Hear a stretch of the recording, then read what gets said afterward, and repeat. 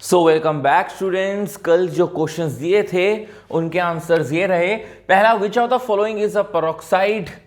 तो ये रहा बेरियम पेरोक्साइड, क्योंकि आपका जो KO2 है वो K plus plus O2 minus में टूटेगा, और बेटा O2 माइनस जो होता है उसको सुपर ऑक्साइड बोलते हैं, और ये एक पैरामैग्नेटिक नेचर फॉलो करता है according to MOT।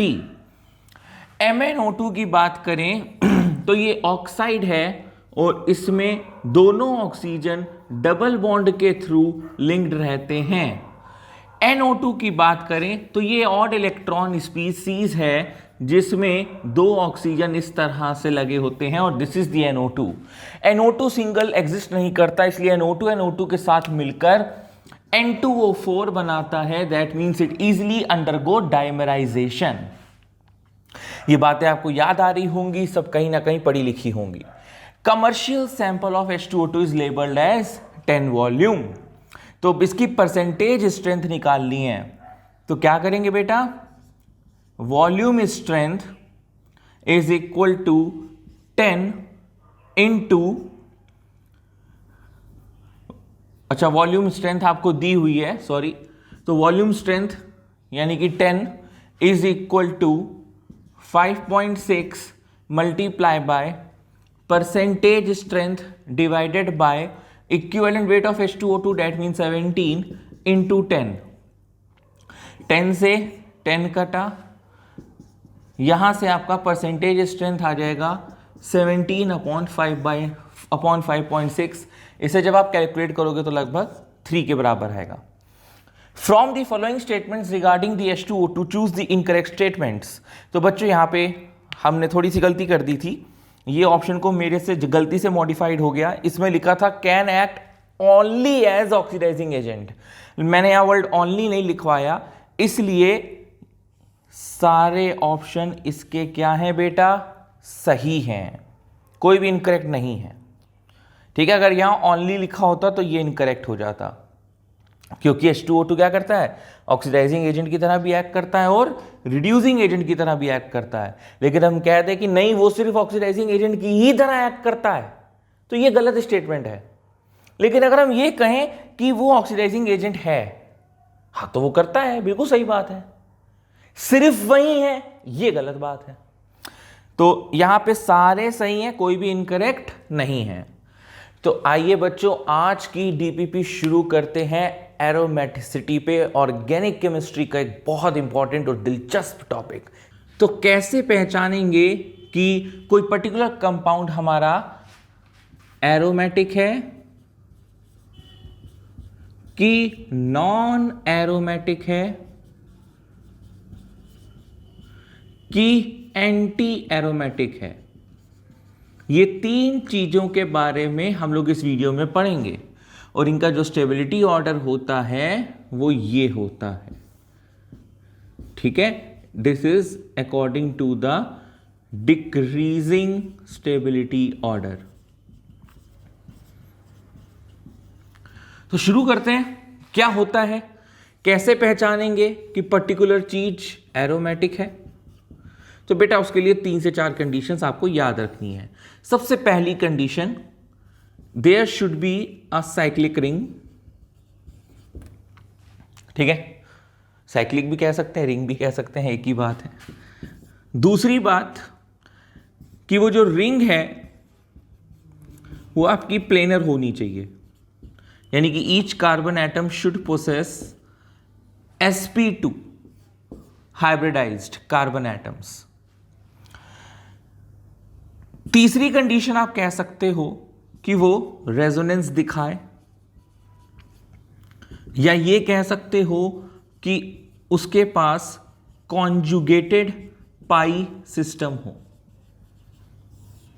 Conjugated pi system मतलब बेटा कि या तो जो डबली बॉन्डेड एटम्स हैं उसके बगल में, मतलब double single double single double single हो, ऑल्टरनेट में क्या हो? Double single double single double single हो, या वो डबली बॉन्डेड कार्बन एटम कहीं ना कहीं किसी दूसरे एटम के साथ रेजोनेंस दिखला रहा हो। जैसे डबल बॉन्ड के बगल में अगर कोई एटम है जिसपे लोन पेयर है या पॉजिटिव चार्ज है या नेगेटिव चार्ज है, तो रेजोनेंस होने लगता है। ठीक है, तो क्या है, रिंग हो साइक्लिक रिंग, दूसरा वो जो रिंग है वो प्लेनर होनी चाहिए, यानी कि sp2 हाइब्रिडाइज कार्बन एटम होने चाहिए, तीसरा रेजोनेंस दिखाना चाहिए, और चौथा और बहुत ही इंपॉर्टेंट फैक्ट कि वो हकल्स रूल फॉलो करे। अब क्या होता है हकल्स रूल, बड़ी आसान भाषा में समझना यार, कि 4n+2π सिस्टम फॉलो करेगा, जिसमें जो n की वैल्यू होगी वो 0 1 2 3 and it goes on. 4n+2π electron system क्या होता है, आइए एरोमेटिक कंपाउंड्स को हम लोग कुछ एक दो बड़े सिंपल एग्जांपल्स के साथ समझते हैं। जैसे हम बेंजीन ले बेटा हैं, और बेंजीन का आप हर कार्बन देखो, this is sp2 sp2 sp2 sp2 sp2 sp2, ring है, साइक्लिक रिंग है, प्लेनर है यानी कि sp2 है, रेजोनेंस भी दिखला रहा है, double single double single double single यानी कि कॉन्जुगेट सिस्टम है। और अब हकल रूल है कि नहीं है, आओ फाइंड करें। बेटा आप बस इतना पहचानो कि डबल बॉन्ड्स गिनो जो कि रेजोनेंस में पार्टिसिपेट कर रहे हो। याद रखना, हकल रूल में हम लोग उन पाई बॉन्ड्स को कंसीडर करेंगे, ठीक है ना, उस पाई बॉन्ड को कंसीडर करेंगे जो रेजोनेंस दिखा रहा हो। कभी कभार कुछ ऐसे स्ट्रक्चर भी आएंगे जिसमें पाई बॉन्ड या नेगेटिव चार्ज या लोन पेयर रेजोनेंस नहीं दिखा रहा होगा, वो रेजोनेंस में पार्टिसिपेट नहीं कर रहा होगा, तो हम उसे नहीं कंसीडर करेंगे। याद रखिएगा इस चीज को, बड़ा इंपॉर्टेंट पॉइंट है। तो देखिए बच्चों, यहां पर 1 2 3 पाई बॉन्ड्स हैं। 3 पाई बॉन्ड्स का मतलब कितने हो गए, 6 पाई इलेक्ट्रॉन। भाई एक बॉन्ड 2 इलेक्ट्रॉन से बना है ना, तो 1 bond, second bond and third bond, यानी कि 2 4 और 6 पाई इलेक्ट्रॉन। तो 4n+2π is equal to 6 pi electrons. Electrons लिखते हैं, बॉन्ड्स नहीं लिखते, तो पाई से पाई कट गया। 4n+2 is equal to 6, therefore n is equal to 1। n is equal to 1 आ रहा है, यानी कि ये हकल रूल भी फॉलो कर रहा है, यानी कि बेंजीन एक एरोमेटिक कंपाउंड है। इसीलिए ये क्या होती है, बहुत ज्यादा स्टेबल, क्योंकि जितने भी एरोमेटिक कंपाउंड्स हैं दे आर हाईली स्टेबल। आइए बेटा नेक्स्ट एग्जांपल देख लीजिए आप लोग, नेपथलीन का। क्या है ये, नेपथलीन।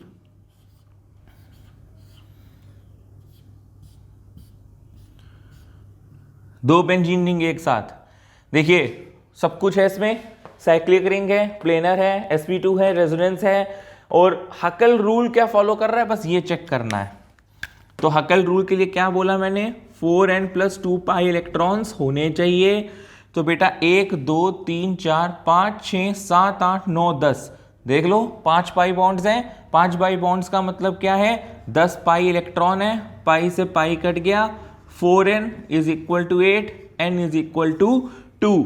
अब अगर n इज इक्वल टू 2 आ रहा है तो इसका क्या मतलब है, यानी कि ये हकल रूल को फॉलो कर रहा है। यानी कि अगर n की होल नंबर में अगर आपकी वैल्यूज आती हैं 0 1 2 3 4 5 6 7 8 9 ऐसे करके, तो वो हकल रूल फॉलो करता है। तो ये जो आपका कंपाउंड था जिसको क्या बोलते हैं, नेपथलीन, ये आपका एरोमेटिक कंपाउंड है। उसी तरह हम एक और एग्जांपल लेते हैं, एंथ्रासीन। एंथ्रासीन मतलब 3 बेंजीन रिंग एक साथ। ये बड़े ही फेमस और बड़े ही कॉमन और बड़े ही आसान केसेस में आपको बताता हुआ चल रहा हूं। देखिए बेटा 3 रिंग है, प्लेनर है, रेजोनेंस हो रहा है सब में, एकदम खतरनाक तरीके से रेजोनेंस है, कहीं पे कोई गुंजाइश नहीं। हकल रूल फॉलो कर रहा है कि नहीं, बस आपको ये देखना है। तो 4n+2π इज इक्वल टू, कितने पाई बॉन्ड्स हैं, यहां पे 3, यहां पे 2 5, यहां पे 2 7, 7 यानी कि 14 पाई इलेक्ट्रॉन, पाई से पाई गया। 4n is equal to 12, n is equal to 3, यानी कि yes it is aromatic compound. ठीक है बच्चों, अब आइए देखते हैं एंटी एरोमेटिक क्या होता है। Take a screenshot of it. ठीक है, चलो एंटी एरोमेटिक में सब बातें यही होंगी जो एरोमेटिक फॉलो करता है। क्या क्या फॉलो करता है जरा रिवाइज कर लें। बात करते हैं anti aromatic compounds. Anti aromatic compounds में क्या क्या देखना है। रिंग होती है जो कि क्या होती है, प्लेनर होती है, यानी कि इसमें भी sp2 हाइब्रिडाइज्ड कार्बन एटम्स मिलेंगे आपको। ये रेजोनेंस भी दिखाएगा, यानी कि इसके अंदर भी कॉन्जुगेटेड सिस्टम होता है, लेकिन it will not follow Hückel rule. ये हकेल रूल फॉलो नहीं करेगा। अरे यार सब कंडीशन एक जैसी हो जाएंगी तो फिर लफड़ा नहीं हो जाएगा। Not follow Hückel rule. अब अगर हकेल रूल फॉलो नहीं करता तो इसमें क्या एक नई चीज है, इसमें नई चीज है कि इट हैज, ये है इसकी पहचान बेटा, 4n पाई इलेक्ट्रॉन्स। मतलब इसके पास जो पाई इलेक्ट्रॉन्स आएंगे या जो पाई बॉन्ड्स आएंगे वो 4 के मल्टीपल्स में होंगे। आइए देखते हैं क्या कहना चाह रहा हूं मैं, कि अगर आपके पास ये साइक्लोब्यूटाडाइन है, ठीक है ना, साइक्लोब्यूटाडाइन, तो देखो रिंग है, सारे कार्बन sp2 हैं, रेजोनेंस पॉसिबल है, डबल सिंगल। क्या ये हकेल रूल फॉलो कर रहा है? देखो बेटा, देखो देखो देखो देखो देखो, कितने हैं? 4 पाई इलेक्ट्रॉन है, पाई से पाई कटा, 4n is equal to 2, n is equal to half. क्या हकेल रूल में n इक्वल टू हाफ हो सकता है? डेसिमल हो सकता है? डेसिमल हो सकता है? नहीं हो सकता। तो यानी कि ये हकेल रूल फॉलो नहीं कर रहा।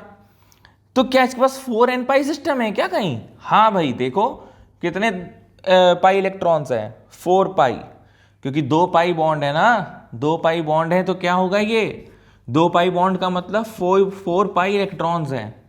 तो 4 के मल्टीपल पे अगर पाई इलेक्ट्रॉन्स किसी भी ऐसे सिस्टम्स में आते हैं वो एंटी एरोमेटिक होते हैं, जो कि लीस्ट स्टेबल होते हैं।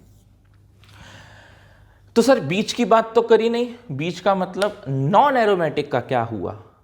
तो देख लो यार, इसमें कोई दिक्कत वाली बात थोड़ी ना है। नॉन एरोमेटिक में तो बहुत ही आसान है, जो इन दोनों में से कुछ नहीं वो नॉन एरोमेटिक, यानी कि ये हकेल रूल फॉलो नहीं करेगा, इसके पास 4n पाई इलेक्ट्रॉन्स नहीं होंगे। और साथ में बच्चों एक बात और बताएं, जो आपने कंडीशंस पढ़ी थी कि चलो रिंग हो सकती है लेकिन वो प्लेनर हो, ऐसा जरूरी नहीं। तो यानी कि ये भी कंडीशन कैंसिल होती है। जरूरी नहीं कि पूरी रिंग में रेजोनेंस हो, तो रेजोनेंस कंडीशन भी चली जाती है। तो मतलब आपकी धज्जियां जब उड़ जाए स्ट्रक्चर की तो समझ जाना वो नॉन एरोमेटिक है, यानी कि वो हकेल रूल फॉलो नहीं करेगा। अब अगर हकेल रूल फॉलो नहीं करेगा तो वो एरोमेटिक तो नहीं है। अब क्या उसके पास 4 पाई इलेक्ट्रॉन सिस्टम है? अगर 4 पाई इलेक्ट्रॉन सिस्टम नहीं है लेकिन ये सारी चीजें हैं, याद रखना 4 पाई इलेक्ट्रॉन सिस्टम क्या नहीं है और ये सारी चीजें हैं, तो भी क्या है वो नॉन एरोमेटिक है। अगर 4n पाई इलेक्ट्रॉन सिस्टम है, ये सारी चीजें हैं, तो एंटी एरोमेटिक है। जैसे अगर हम बात करते हैं इस कंपाउंड की, एक इधर एक इधर, रिंग है sp2 sp2 sp2 sp2, लेकिन देखो बेटा यहां पे कहीं पे भी रेजोनेंस नहीं हो रहा। ऊपर से दोनों कार्बन, ये वाला कार्बन sp3 हाइब्रिडाइज्ड है, यानी कि ये जो पर्टिकुलर कंपाउंड है ना ये नॉन एरोमेटिक है। अब कहेंगे सर इसमें तो आप 4 पाई इलेक्ट्रॉन सिस्टम देख रहे हैं, तो भैया 4 पाई इलेक्ट्रॉन सिस्टम के साथ साथ ये भी तो देखो sp3 हाइब्रिडाइज्ड है। एंटी एरोमेटिक क्या कहता है? प्लेनर होना चाहिए। ये किस कैटेगरी में आ रहा है? नॉन एरोमेटिक में। चलिए अब हम लोग बहुत सारे क्वेश्चंस करने वाले हैं। पहला क्या है? देखो पहला क्वेश्चन जो है, क्या ये प्लेनर या रेजोनेंस फॉलो कर रहा है? तो देखो डबल बॉन्ड के बगल में एक ऐसा एटम है जिसपे नेगेटिव चार्ज है। डबल बॉन्ड के बगल में एक ऐसा एटम है जिसपे नेगेटिव चार्ज है। नेगेटिव चार्ज अंदर डीलोकलाइज कर सकता है, यहाँ पे रेजोनेंस होगा। ये पाई बॉन्ड कूदकर यहां आ जाएगा, लेकिन इसके बाद कहीं डबल बॉन्ड नहीं है। और ये वाला जो कार्बन आप देख रहे हो ये sp3 है। कई बच्चों को डाउट हो रहा होगा कि ये sp3 sp2 सर आप कैसे बोल देते हो। बेटा एक बॉन्ड इधर जा रहा है, एक बॉन्ड इधर जा रहा है और दो यहाँ पे हाइड्रोजन है, तो total number of sigma bonds कितने हो गए? 1 sigma, 2 sigma, 3 sigma, 4 sigma. 4 sigma का मतलब sp3। अब अगर यही तुम डबल बॉन्ड वाले को गिनोगे तो 1 2 तीसरा हाइड्रोजन है और चौथा डबल बॉन्ड है, तो सिग्मा बॉन्ड्स कितने हुए? 3 हुए, और 3 का मतलब sp2। तो बेटा चूंकि यहाँ पे sp3 है यानी कि ये प्लेनर नहीं है। और बेटा जब प्लेनर ना हो तो हम हक्केल रूल और 4n पाई तो चेक ही नहीं करेंगे, क्योंकि अगर प्लेनर नहीं तो उसका एक ही मतलब है कि वो नॉन एरोमेटिक है। तो इसलिए प्लेनरिटी चेक करना, sp3 sp2 चेक करना, या वो रेजोनेंस दिखा रहा है कि नहीं दिखा रहा, ये चेक करना आपकी सबसे पहली कंडीशन होनी चाहिए। तो आप इन दो कंडीशन से बच जाओगे। क्लियर? ओके। सेकंड में आइए, double bond single bond, double bond single bond, single bond. ओहो, ये है फिर से sp3 हाइब्रिडाइज्ड। ये देखो ना, डबल सिंगल के बाद फिर से सिंगल आ गया। तो देखो double single double single double single, ढिंका चिका ढिंका चिका ढिंका चिका होता रहे तो ज्यादा अच्छा रहता है, लेकिन ढिंका चिका चिका हो जाए मतलब डबल के बाद सिंगल सिंगल आ जाए तो ये गड़बड़ हो गया। गड़बड़ मतलब रेजोनेंस फॉलो अप नहीं कर रहा है, तो फिर से हम हक्कल और 4n पाई सिस्टम चेक ही नहीं करेंगे और हम अपना रिजल्ट नॉन एरोमेटिक दे देंगे। नेक्स्ट देखिए, रिंग है, डबल बॉन्ड के बगल में एक ऐसा एटम है जिसपे पॉजिटिव चार्ज है, तो रेजोनेंस हो सकता है। ये इधर जाएगा, ये इधर जाएगा, तो इसका रेजोनेटिंग स्ट्रक्चर देखो क्या बनेगा, यहां पॉजिटिव साइन आ जाएगा, यहां ये बन जाएगा। ये फिर से कूद के इधर जा सकता है, और कूद के अगर इधर गया तो ये इसका रेजोनेटिंग स्ट्रक्चर बन रहा है, यानी कि कंप्लीट डीलोकलाइजेशन, यानी कि रेजोनेंस है, यानी कि sp2 हाइब्रिडाइज्ड है। ये भी देखो sp2 हाइब्रिडाइज्ड है बच्चों।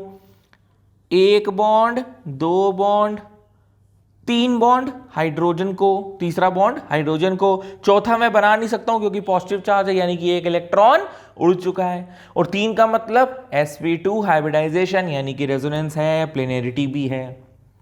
अच्छा चलिए फॉलो अप करते हैं कि क्या हक्केल रूल फॉलो कर रहा है। तो 4n plus 2 pi is equal to कितने पाई इलेक्ट्रॉन है? कितने हैं बेटा? वेरी गुड, एक पाई बॉन्ड है यानी कि 2 पाई इलेक्ट्रॉन्स हैं। पाई से पाई कटा, n की वैल्यू 0 आई, यानी कि हक्केल रूल फॉलो अप हो रहा है। और अगर हक्केल रूल फॉलो अप कर रहा है तो उसको चेक करेंगे ही नहीं, यानी कि ये होएगा ही नहीं, बट ऑब्वियस की बात है। तो ये क्या है आपका? ये आपका एरोमेटिक कंपाउंड है। अब ये कंपाउंड, वीडियो पॉज करो और चेक करो है कि नहीं है। कई बच्चों को रटा रटाया होता है, हाँ सर है। तो देखो भाई, डबल सिंगल डबल सिंगल, और फिर ये sp2 हाइब्रिडाइज कार्बन एटम है, पॉजिटिव चार्ज है, यानी कि रेजोनेंस होगा। रेजोनेंस होगा तो क्या हो सकता है? ये मान लो ये कूद कर इधर गया तो इधर पॉजिटिव आया, इधर डबल बॉन्ड आ गया, तो फिर ये कूद कर इधर जाएगा, ये कूद कर इधर जाएगा, तो क्या होगा? यहां पॉजिटिव आएगा, यहां डबल आएगा, तो फिर ये कूद कर इधर जाएगा, तो फिर से यहां पॉजिटिव आ जाएगा, यहां डबल बॉन्ड आएगा। So you can see the complete delocalisation, यानी कि रेजोनेंस है, यानी कि प्लेनर है। 4n plus 2 pi is equal to कितने पाई बॉन्ड्स हैं बेटा? 1 2 3 4, यानी कि 4 पाई इलेक्ट्रॉन सिस्टम है ये। तो हक्केल रूल तो कहीं ना कहीं फॉलो अप नहीं होगा। तो देखिए n इज इक्वल टू 1/2 आया, यानी कि हक्केल रूल नहीं फॉलो हो रहा। 4 पाई n इलेक्ट्रॉन सिस्टम है भाई, 2 2 4, यानी कि ये आपका कंपाउंड एंटी एरोमेटिक है। Take a clear shot of this. Proceeds to the next questions.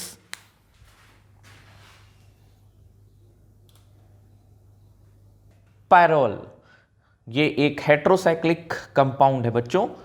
तो देखो, डबल के बगल में ये डबल बॉन्ड है, उसके बगल में एक ऐसा एटम है जिसपे लोन पेयर है, ये भी डबल बॉन्ड है, इसके बगल में एक एटम है जिसपे लोन पेयर है। यानी कि जो नाइट्रोजन के ऊपर जो बेटा लोन पेयर है वो डीलोकलाइजेशन में जाएगा और रेजोनेंस में पार्टिसिपेट करेगा। ये अगर इधर जाएगा तो बट ऑब्वियस की बात है ये इधर जाएगा, ये इधर जाएगा तो बट ऑब्वियस की बात है ये इधर जाएगा। तो the complete delocalisation, you can say it is a planar compound, you can say cyclic ring तो आपको दिख ही रही है। तो यानी कि इस पे टिक्का मार देते हैं। क्या ये हाकेल रूल फॉलो कर रहा है? 4n + 2 pi is equal to how many pi electrons are there. देखिए बेटा, एक पाई बॉन्ड, दूसरा पाई बॉन्ड, 2 पाई बॉन्ड दिख रहे हैं, यानी कि 4 पाई इलेक्ट्रॉन दिख रहे हैं। लेकिन बच्चों, चूंकि ये लोन पेयर चूंकि रेजोनेंस में इन्वॉल्व हो रहा है, ये पाई बॉन्ड बनाएगा, यानी कि इसके भी पाई इलेक्ट्रॉन्स गिनेंगे। समझ रहे हो ना? वो लोन पेयर जो रेजोनेंस में पार्टिसिपेट करेगा वो हाकेल रूल के अंतर्गत आएगा। ये बात हमने अभी हाकेल रूल के समय भी बताई थी। यानी कि यहां पे टोटल पाई बॉन्ड्स आपको 2 दिख रहे हैं, लेकिन इसको लेना भी मत भूलना। तो 2, 2 4, 2 6, ये कटा, n = 1 आया, यानी कि ये क्या हुआ? ये तो हो ही नहीं सकता। फिर ये क्या हुआ बच्चों? ये एरोमेटिक कंपाउंड हुआ। नेक्स्ट, फिर से कुछ सेम, बस ये 5 मेंबर्ड रिंग थी, ये 6 मेंबर्ड रिंग है, लेकिन इसको पायरोल बोलते हैं, इसको पायरिडीन बोलते हैं। याद रखना, अच्छी चीज है याद रखनी। अगर इसका लोन पेयर डीलोकलाइज हुआ, देखो ये अंदर डीलोकलाइज हुआ, ये अंदर गया, ये अंदर गया, फिर इसका क्या होगा? ये पाई बॉन्ड कहां जाएगा टूट के?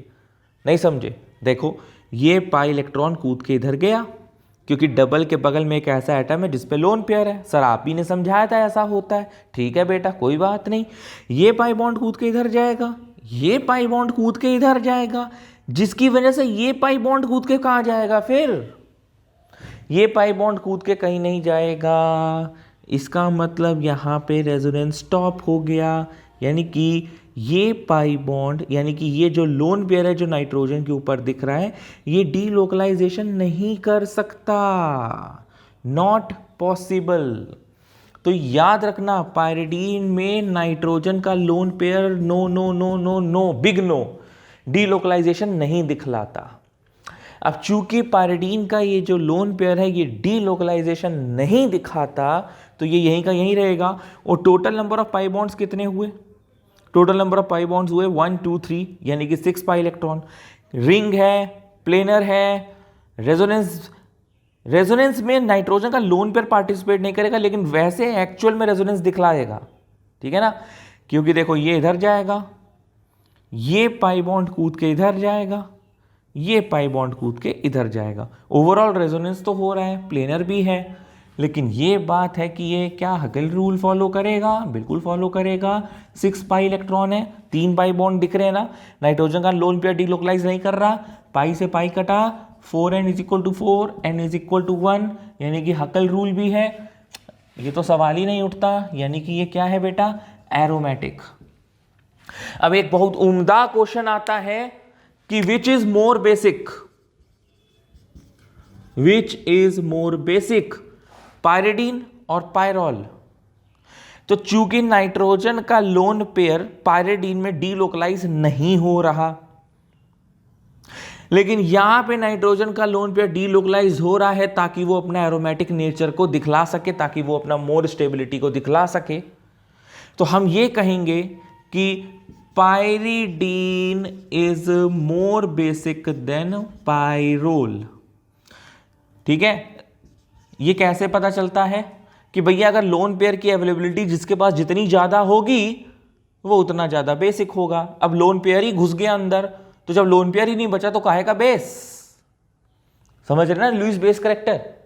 अगर आपको बेसिक स्ट्रेंथ पे और डिटेल नॉलेज चाहिए तो अराउंड 1 आवर का वीडियो है हमारा, केमिस्ट्री का सागर में जाइए, टाइप करिए how to identify the basic strength of the organic compounds, chemistry का सागर, आपको वीडियो मिल जाएगा। कुछ 50 मिनट से 1 घंटे का वीडियो है, लेकिन उसमें बेसिक स्ट्रेंथ के जितने इंपॉर्टेंट केसेस जेईई और नीट में पूछे गए हैं या पूछे जा सकते हैं या एक्सेप्शनल केसेस हैं, उन सब का डिस्कशन किया है। और ऐसा ही वीडियो एसिडिक स्ट्रेंथ पे भी आया हुआ है। तो एसिडिक स्ट्रेंथ और बेसिक स्ट्रेंथ बच्चों के लिए काफी ज्यादा परेशानीजनक होता है कि साला समझ नहीं आता कौन कब बढ़ रहा है कौन कब घट रहा है। तो सारा डिस्कशन डिटेल में किया है। एसिडिक स्ट्रेंथ का अलग से वीडियो है, बेसिक स्ट्रेंथ का अलग से वीडियो है। 2 घंटे दे दोगे तो एसिडिक बेसिक पे आप विजयी प्राप्त कर लोगे। और एरोमेटिसिटी तो चल ही रहा है। Next is imidazole. बाहर से बोले लेकिन अंदर से कुछ चीजें बोली नहीं जा सकती, सेंसर में बीप आ जाता है बच्चों। तो देखो यहां पे 2 नाइट्रोजन है, नाइट्रोजन 1 नाइट्रोजन 2। आपसे इस तरह से भी क्वेश्चन पूछा जा सकता है कि 1 और 2 में कौन सा नाइट्रोजन अगर हम HCl एसिड के साथ रिएक्ट कराएं तो प्रोटोनेशन में जाएगा। बेहतरीन क्वेश्चन। तो देखो बेटा ऐसा है ना कि नाइट्रोजन के इसमें जैसे डबल बॉन्ड लगा है, जैसे ये केस था ना, नाइट्रोजन था, लोन पेयर था और उसी नाइट्रोजन के साथ डबल बॉन्ड था। तो यहां पे तो रेजोनेंस क्या हो सकता है? क्या हो सकता है? बिल्कुल नहीं हो सकता। जैसे यहां नहीं हो रहा था वैसे यहां पे नहीं होगा। ये बात याद रख लो। नाइट्रोजन है, लोन पेयर है और उसी नाइट्रोजन के साथ डबल बॉन्ड लगा है, वो डीलोकलाइज नहीं होगा। नाइट्रोजन के इधर डबल बॉन्ड है, नहीं है, आराम से डीलोकलाइजेशन होगा, आराम से, इस तरह से। तो 1 वाला डीलोकलाइजेशन में जाएगा, 2 वाला डीलोकलाइजेशन में नहीं जाएगा। ठीक है, तो अगर 2 वाला डीलोकलाइजेशन में नहीं जाएगा तो ये वाला ज्यादा बेसिक होगा, सेकंड वाला ज्यादा बेसिक होगा 1 के। यानी कि HCl के साथ अगर रिएक्शन होगी तो किसकी होगी? सेकंड वाले नाइट्रोजन की, फर्स्ट वाले की नहीं होगी, क्योंकि फर्स्ट वाले का लोन पेयर अंदर की तरफ घुस गया। अब बात करते हैं एरोमेटिक कैरेक्टर के लिए। तो देखो बेटा आपको रिंग दिख रही है, प्लेनर भी है, सब में कंप्लीट डीलोकलाइजेशन है, रेजोनेंस भरपूर तरीके से हो रहा है, कोई कमी नहीं है यहां पे। एरोमेटिक के ऊपर बात करें तो बेटा आप देख सकते हैं यहां पे 6 पाई है, और अगर 6 पाई है तो n इक्वल टू 1 है, और अगर n इक्वल टू 1 है तो ये एरोमेटिक नेचर का है। यानी कि ये तीनों एरोमेटिक थे, लेकिन इनमें खास बातें जो जुड़ी थी वो बतानी आपके लिए बहुत ज्यादा जरूरी थी। आई होप आपको समझ में आया। चलिए नेक्स्ट क्वेश्चन की तरफ इस फटाक से देखते हैं क्या कह रहा है। फ्यूरान। तो देखिए फ्यूरान भी एक हेटेरोसाइक्लिक कंपाउंड है। ठीक है, दिख रहा है आपको बिल्कुल किसकी तरह दिख रहा है? ये पायरोल की तरह दिख रहा है। ऑक्सीजन का लोन पेयर अंदर की तरफ डीलोकलाइजेशन दिखलाएगा, और देखो कंप्लीट डीलोकलाइजेशन हो रहा है पाई इलेक्ट्रॉन्स का, यानी कि रेजोनेंस है, प्लेनर है, हकल रूल फॉलो कर रहा है। देख लेते हैं 1 2 3 4 5 6 बिल्कुल सेम केस है जैसे अभी पायरोल में देखा। तो 4n is equal to 4, n is equal to 1। अब अगर n इक्वल टू 1 है तो ये क्या होता है? ये एरोमेटिक होता है। Similarly goes case for the thiophene, ये भी सेम है, आप लोग करके देखिए, एरोमेटिक है। फर्क कितना है? ऑक्सीजन की जगह सल्फर आ गया। तो मैंने ये क्वेश्चन क्यों डाला है जानते हो? आपसे क्वेश्चन पूछा जाएगा बताइए इनमें से मोर एरोमेटिक कौन है या मोर स्टेबल कौन है, इस तरीके का क्वेश्चन आ सकता है। और ऑप्शन में हो सकता है एक फ्यूरान और एक थायोफीन। अब आपका दिमाग थोड़ा सा टकराएगा, चकराएगा, और आपको यह लगेगा कि यार ये दोनों के दोनों एरोमेटिक हैं और उसके बावजूद ऐसा क्वेश्चन क्यों पूछा गया। तो बच्चों यहां पे एक बड़ी महीन सी बात आपको देखनी है। वो महीन सी बात यह है कि ऑक्सीजन कौन से पीरियड में है? सेकंड पीरियड में है। ऑक्सीजन अगर सेकंड पीरियड में है मेरे प्यारे से बच्चों, यानी कि इसके पास 2p ऑर्बिटल है, और ये 2p ऑर्बिटल कार्बन को दे रहा है। कार्बन किस में है? सेकंड पीरियड में है, यानी कि यहां पे 2p ओवरलैपिंग हो रही है। सल्फर थर्ड पीरियड में है, यानी कि यहां पर 3p ऑर्बिटल है, और अगर वो कार्बन पे डीलोकलाइजेशन दिखाएगा तो कार्बन क्या है? 2p। तो यहां पे क्या है? 3p 2p ओवरलैपिंग है। इफेक्टिव ओवरलैपिंग कब होती है? जब प्रिंसिपल क्वांटम नंबर सेम हो। प्रिंसिपल क्वांटम नंबर सेम होने का यह मतलब जब सेम शेल हो, सेकंड शेल हो। यहां क्या है? थर्ड शेल से सेकंड शेल जा रहा है, तो लोचा हो गया। तो अगर 2p है, 3p है, 4p है, दैट इज इफेक्टिव ओवरलैपिंग। लेकिन अगर हम कहें 2p 3p है या 3p 4p है या 2p 4p है, तो वो ज्यादा इनइफेक्टिव, थोड़ी ज्यादा इफेक्टिव ओवरलैपिंग नहीं होती है। होती है ज्यादा इफेक्टिव नहीं होती है, ये ज्यादा इफेक्टिव हो रही है, यहां कम इफेक्टिव हो रही है, तो ज्यादा एरोमेटिसिटी के लिए प्रोमोट ये होगा रेदर देन दिस। मैं ये नहीं कह रहा ये एरोमेटिक नहीं है, ये एरोमेटिक है, ये भी एरोमेटिक है, लेकिन ज्यादा एरोमेटिक और ज्यादा स्टेबल फ्यूरान है एज कंपेयर टू थायोफीन। तो ये ऐसे क्वेश्चंस पूछे गए इसलिए मैं करवा रहा हूं। एक क्वेश्चन और पूछा गया है कि ये ट्रोपोन है, मुझे इसका नहीं बताना एरोमेटिसिटी, मुझे बताना है कि जब मैंने इसकी रिएक्शन HCl के साथ कराई तो जो चीज बनी क्या वो एरोमेटिक है कि नहीं। तो देखो बेटा, जो चीज बनेगी यहां से वो बड़ी ही इंपॉर्टेंट चीज होगी, ये है ट्रोपोन, डबल बॉन्ड लगाना भूल गया था। तो ये 7 मेंबर्ड रिंग होती है, ठीक है। जब HCl के साथ रिएक्शन कराएंगे तो देखो ये क्या है, कार्बोनिल ग्रुप है, और कार्बोनिल ग्रुप क्या दिखलाता है, NAR, न्यूक्लियोफिलिक एडिशन रिएक्शन, अभी हाल ही के DPP में पढ़ी थी। यानी कि डबल बॉन्ड टूटकर इधर जाएगा तो आपको कुछ इस तरह से स्ट्रक्चर दिखाई देगा, 1 2 3, यहां पे आ जाएगा पॉजिटिव चार्ज, इस ऑक्सीजन पे आ जाएगा नेगेटिव चार्ज, ठीक है ना। ClH यहां आ जाएगा, Cl यहां आ जाएगा। तो ये हमने आपको इंटरमीडिएट बनाकर दिखाया है, अभी मैंने HCl का अटैक नहीं कराया। तो देखो बेटा, ये जो चीज बन रही है ना, इस 7 मेंबर्ड रिंग पे जो ये कार्बन पे पॉजिटिव चार्ज लग रहा है, 1 मिनट के लिए भूल जाते हैं कि यहां पे किसी के साथ जुड़ा हुआ है। तो ये जो आपको मिल रहा है इसको बोलते हैं ट्रोपाइलियम कार्बोकैटायन, जो कि काफी ज्यादा स्टेबल होता है। क्यों स्टेबल होता है? Because of it's aromatic behaviour, because of it's aromatic behaviour.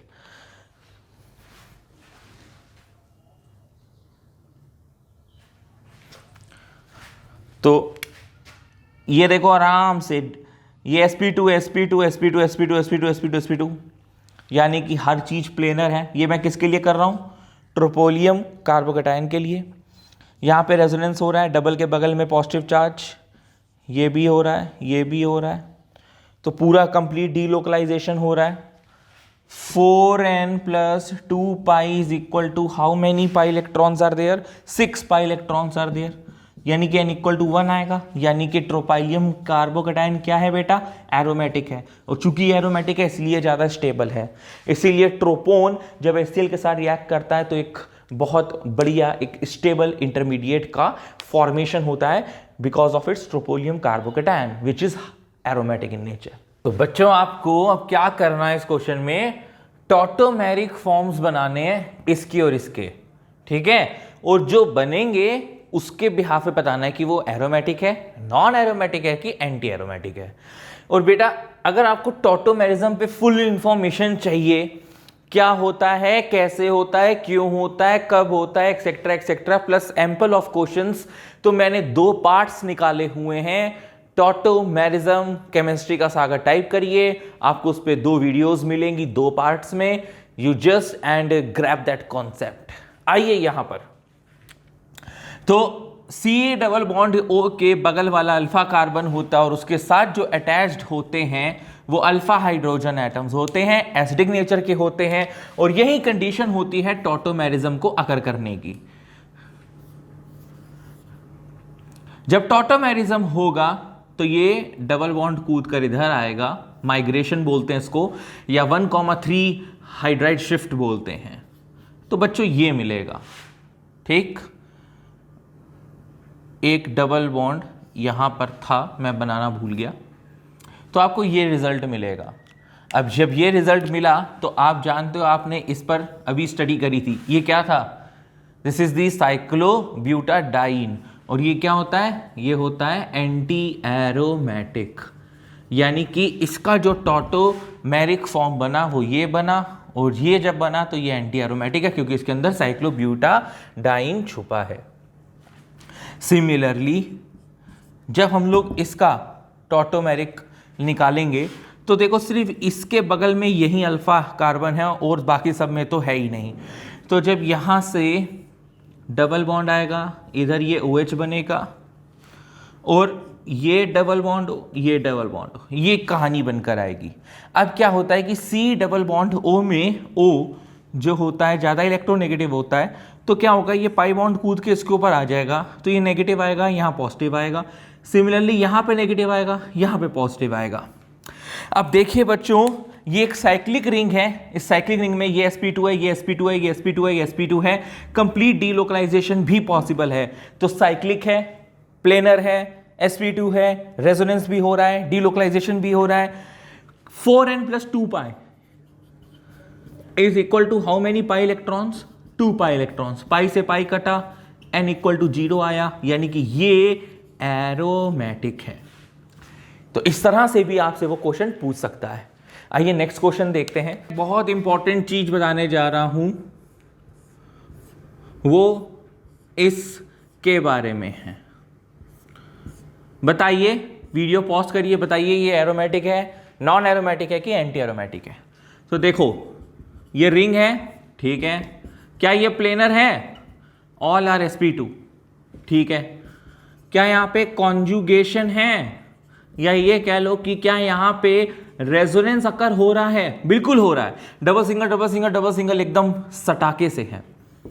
क्या ये 4n + 2 पाई को फॉलो कर रहा है? यहां पे 8 पाई इलेक्ट्रॉन्स हैं, देखिए बच्चों, 1 2 3 4 5 6 7 8। तो 4n = 6, n = 6/4, यानी कि ये एरोमेटिक तो बिल्कुल नहीं है। लेकिन ये क्या है? 4 पाई n इलेक्ट्रॉन सिस्टम है ना, 8 पाई इलेक्ट्रॉन्स आ रहे हैं, तो 4 पाई इलेक्ट्रॉन सिस्टम है। तो आपका ये साइक्लो ऑक्टा टेट्राईन, ये जो कंपाउंड है साइक्लो ऑक्टा, क्योंकि 8 है, टेट्रा मतलब 4 है, क्या है? इन है। तो साइक्लो ऑक्टा टेट्राईन जो है बच्चों, चूंकि 4 पाई n इलेक्ट्रॉन सिस्टम है और ये तीनों सिचुएशंस, ये तीनों कंडीशन सेटिस्फाई कर रही हैं, तो ये एंटी एरोमेटिक होगा। लेकिन ये भी नहीं होगा। So there lies the exceptional case. और इसको समझाने के लिए जो मैं थ्योरी का इस्तेमाल करूंगा उसको बोलते हैं सर्कल एंड पॉलीगनल। तो ये आप बड़ा प्यारा सा फिगर देख रहे होंगे, थोड़ा ड्राइंग में पुअर हूं इसलिए मैंने आपके सामने डायग्राम पहले से ही बना लिया। तो बेटा ये 8 वर्टिसेस दिख रही हैं जो कि सर्कल को कोइंसाइड कर रही हैं।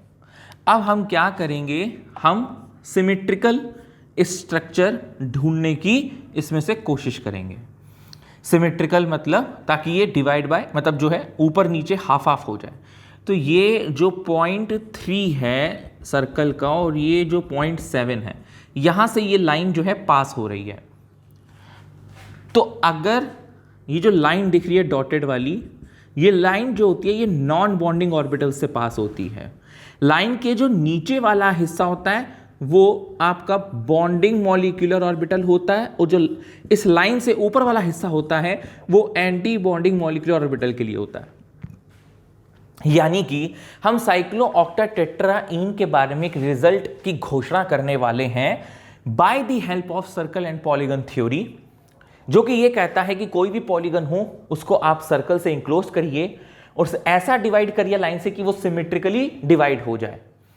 सिमेट्रिकली डिवाइड हो और कोशिश करिए कि उसके जो सर्कल के और पॉलीगन के वर्टिसेस हैं वो आपस में लाइन में आ जाए। अगर आ रहे हैं तो बहुत अच्छी बात है। इससे क्या होगा, वो नॉन बॉन्डिंग ऑर्बिटल्स में भी पार्टिसिपेट कर पाएंगे। अब इसकी एक खास बात, एक रूल, अगर नॉन बॉन्डिंग आपके जो ऑर्बिटल्स हैं, जो नॉन बॉन्डिंग मॉलिक्यूलर ऑर्बिटल्स हैं, जो कि 3rd में और 7th में आपको मिलेंगे, अगर वो हाफ फिल्ड हो गए, सुनना मेरी बात, अगर वो हाफ फिल्ड हो गए तो वो क्या हो जाएंगे, वो हो जाएंगे एंटी एरोमेटिक। अब देखो हम क्या बात करने जा रहे हैं। आप क्या करो, आप ये देखो कि आपके कौन कौन से वर्टिसेस इस सर्कल को छू रहे हैं। सबसे पहले 5वां वाला छू रहा है, फिर यहां से 4था छू रहा है, फिर यहां से 6ठा छू रहा है। तो ये तीनों कौन से हैं, बॉन्डिंग मॉलिक्यूलर ऑर्बिटल्स। फिर जो 3 और 7 हैं वो नॉन बॉन्डिंग में है, बाकी जो ये 2 है, 8 है और जो ये 1 है, 1, 2 और 8, ये तीनों एंटी बॉन्डिंग मॉलिक्यूलर ऑर्बिटल में आ रहे हैं। बेटा total number of pi electrons कितने हैं? 8। तो 8 को भरो, 1 2 3 4 5 6। अब देखो ये कहां आ गए हम? नॉन बॉन्डिंग में, 7 8। तो 2 इलेक्ट्रॉन जो कि हाफ फिल्ड हैं वो कहां आ रहे हैं? नॉन बॉन्डिंग वाले सेक्टर पे। ठीक है, अभी ऊपर गए नहीं, क्यों? क्योंकि 8 पाई इलेक्ट्रॉन थे, तो 2 2 4 2 6, एक इधर एक इधर, भाई हुंड रूल फॉलो करते हैं ना। ठीक है, अब अगर 2 इधर आ गए हैं नॉन बॉन्डिंग में, तो यानी कि वो हाफ फिल्ड हो रहे हैं या हाफ फिल्ड हो रहे हैं, तो वो ये दर्शाता है कि ये एंटी एरोमेटिक है। और ये थ्योरी दी गई थी। इसकी एरोमेटिसिटी, किसकी एरोमेटिसिटी? बेंजीन की एरोमेटिसिटी को एक्सप्लेन करने के लिए या इसके नॉन एरोमेटिक कैरेक्टर को एक्सप्लेन करने के लिए। अब देखो दिक्कत ये है, यहां पे मुझे आपको एक बेंजीन का एग्जाम्पल भी समझाना पड़ेगा, थोड़ा ध्यान से समझना, आ जाएगी समझ में। बेंजीन को मैंने 20 से डिवाइड किया और ये रहे बेंजीन के डबल सिंगल डबल। ठीक है, 1 2 3 4 5 6, यहां पे मैंने बना दिया रिंग। अब देखो क्या कोई ऐसा सर्कल और ये जो अंदर आपका बेंजीन रिंग बना था उसका कोई भी पॉइंट क्या इस लाइन पे आ रहा है? नहीं आ रहा। देखो 3 ऊपर आ रहे हैं, 3 नीचे आ रहे हैं। सुनते रहना मेरी बात, थोड़ा धैर्य रखना। यानी कि ये 4th वाला, 3rd वाला और 5th वाला, 5 वाला जो ऑर्बिटल्स हैं वो बेंजीन इस नॉन मॉलिक्यूलर ऑर्बिटल थ्योरी के नीचे है। ठीक है ना, नॉन बॉन्डिंग वाली लाइन के नीचे है। यानी कि किसको दर्शा रहे हैं बेटा? बॉन्डिंग मॉलिक्यूलर को। और ऊपर वाला एंटी बॉन्डिंग है। अब इसके अंदर कितने पाई इलेक्ट्रॉन है? 1 2 3 4 5 6, 6 हैं, तो 1 2 3 4 5 6। तो भाई जी बेंजीन में खतरनाक स्टेबिलिटी है। क्यों? क्योंकि नॉन बॉन्डिंग के नीचे वाला हिस्सा यानी कि ये वाला हिस्सा, यानी कि ये वाला हिस्सा बॉन्डिंग ऑर्बिटल्स हैं, और बॉन्डिंग ऑर्बिटल्स के चलते वो एरोमेटिक कंपाउंड ही बनाएगा, वो प्लेनर भी रहेगा। दिक्कत यहां पे एंटी एरोमेटिक, यहां पे सॉरी इसके लिए आ गई साइक्लोऑक्टाटेट्राइन के लिए, कि ये जो 6 आ रहे थे ये तो बड़े अच्छी तरीके से बेंजीन की तरह ही आ रहे थे, लेकिन यहां पर 2 जो हैं वो नॉन बॉन्डिंग में आ गए। जो नॉन बॉन्डिंग में आ गए तो उसका ये मतलब है इसकी प्लेनरिटी पे सवाल उठ गया। ये एंटी एरोमेटिक बेटा हो जाता, लेकिन ये हाइपोथेटिकल हुआ। ये एक सोच पैदा हुई कि ये एंटी एरोमेटिक है, ये प्लेनर नहीं रह पाएगा। It will not be planar. Why? अगर प्लेनर होता तो सारे के सारे बॉन्डिंग ऑर्बिटल्स में होते, नॉन बॉन्डिंग ऑर्बिटल्स में नहीं होते। लेकिन यहां पे आप देख रहे हैं कि 2 इलेक्ट्रॉन्स, हाफ फिल्ड इलेक्ट्रॉन्स कहां पर आ रहे हैं? नॉन बॉन्डिंग ऑर्बिटल्स में आ रहे हैं। नॉन बॉन्डिंग ऑर्बिटल्स में आने की वजह से ये एरोमेटिक नहीं हो सकता, ये प्लेनर नहीं हो सकता। अब अगर ये प्लेनर नहीं हो सकता तो इसका मतलब ये एंटी एरोमेटिक भी नहीं हो सकता। तो बाद में हम लोगों को जाकर पता चला कि एक्चुअल में ये इस फॉर्म में एग्जिस्ट ही नहीं करेगा, ये एग्जिस्ट करेगा टब शेप में, इस तरीके का टब शेप।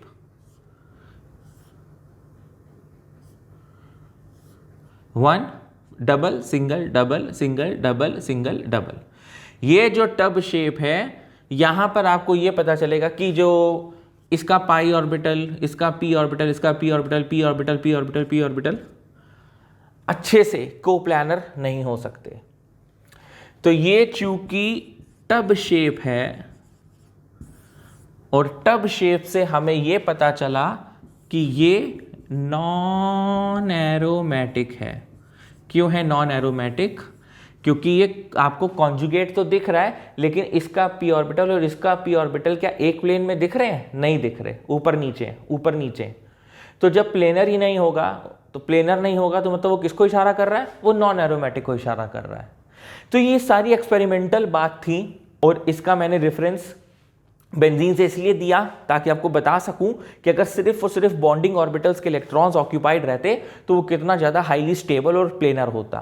लेकिन चूंकि इसके नॉन बॉन्डिंग इलेक्ट्रॉन्स यहां पर आ चुके हैं, इसलिए ये प्लेनर तो नहीं हो सकता, और अगर प्लेनर नहीं हो सकता तो वो एरोमेटिक और एंटी एरोमेटिक नहीं हो सकता। तो ले देकर वो इस फॉर्म में एग्जिस्ट ही नहीं करेगा। किस फॉर्म में? इस फॉर्म में। इस फॉर्म में क्या है? इसका पी ऑर्बिटल, इसका पी ऑर्बिटल, इसका पी ऑर्बिटल, इसका पी ऑर्बिटल सब एक प्लेन में दिखाई दे रहे हैं, जबकि ऐसा है ही नहीं, वो तो टब शेप में है। उसके पी ऑर्बिटल, उसके एक पी ऑर्बिटल प्लेन में है ही नहीं। जब प्लेन में नहीं है तो ओवरलैपिंग नहीं, कंजुगेशन नहीं, कुछ भी नहीं, तो मतलब वो क्या है? नॉन एरोमेटिक है। तो साइक्लोऑक्टाटेट्राईन इज नॉन एरोमेटिक। 2 बार बोलो मेरे साथ, जय माता दी नहीं बोलना है। साइक्लोऑक्टाटेट्राईन इज नॉन एरोमेटिक।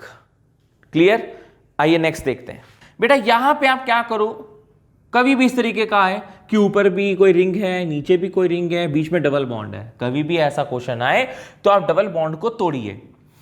इन दोनों में से एक डबल बॉन्ड, एक वाई बॉन्ड टूटेगा, और तोड़कर इस तरह से आप क्लीवेज करिए, इस तरह से आप पॉजिटिव नेगेटिव का आदान प्रदान करिए कि दोनों रिंग्स एरोमेटिक रहें, ताकि हाईली स्टेबिलिटी मेंटेन रहे।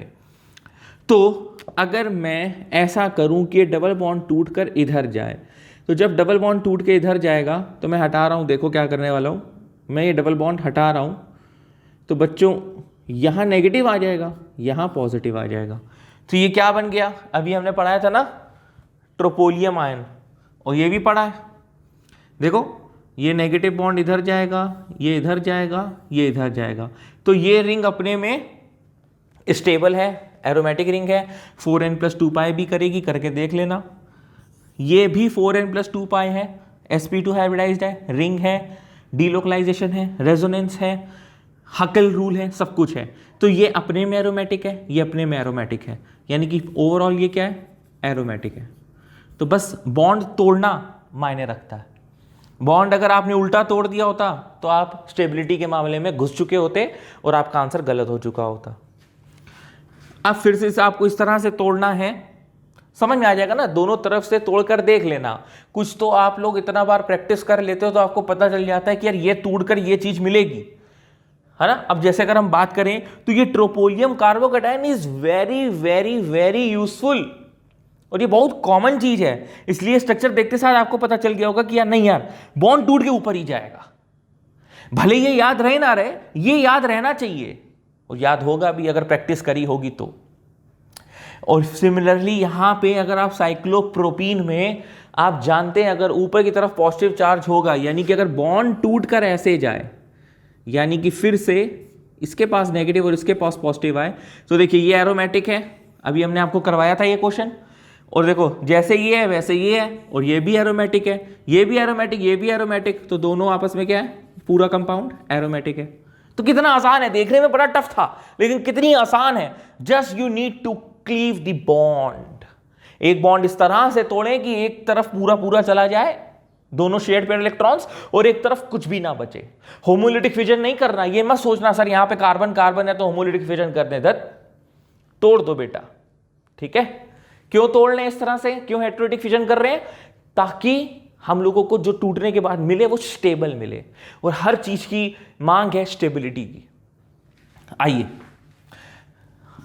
बताओ, फेरोसीन है ये, कोऑर्डिनेट ऑर्गेनोमेटेलिक कंपाउंड होता है, ठीक है। इससे हम क्या देखते हैं, तीनों चीजें एरोमेटिक हैं कि नहीं है। अब जैसे ये तीनों एक ही चीजें थी, ये एरोमेटिक है रिंग, ये भी रिंग एरोमेटिक है, वही घिसी पिट बात, रिंग है, डीलोकलाइजेशन है, हकल रूल है, ये नेगेटिव चार्ज अंदर डीलोकलाइज कर रहा है तो उसको गिनते हैं, पता है ना।